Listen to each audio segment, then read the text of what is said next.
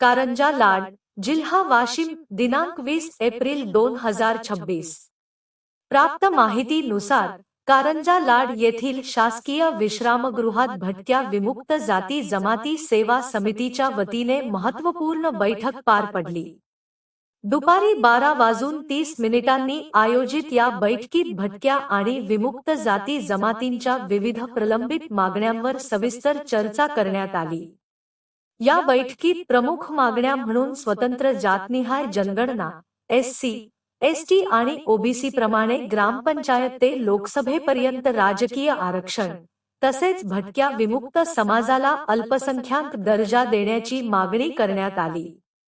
या बैठकीचे आयोजन समितीचे राष्ट्रीय अध्यक्ष राजू अवताडे यांनी केले होते. या प्रसंगी बुलढाणा, अकोला, अमरावती आणि वाशिम जिल्ह्यातील सुमारे 55 ते 60 प्रमुख नेते, पदाधिकारी आणि कार्यकर्ते उपस्थित होते.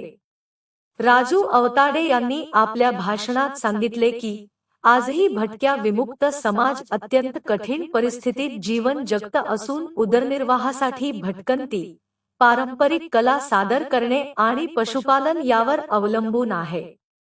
कृती समिती स्थापन करून राज्यभर जनजागृती करण्याचाही इशारा त्यांनी दिला.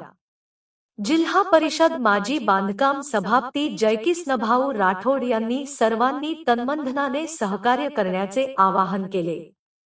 डॉक्टर श्याम जाधव यांनी राज्यातील विविध संघटनांना एकत्र करण्याचे विचार व्यक्त केला.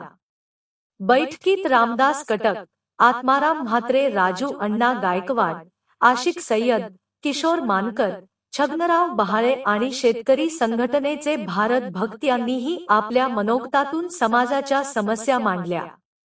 अनेक संघटनांनी पाठिंबा जाहीर केला आहे. कार्यक्रमाचे सूत्रसंचालन डॉक्टर रमेश चंदनशिव यांनी केले, तर आभार प्रदर्शन भारत भक्त यांनी केले.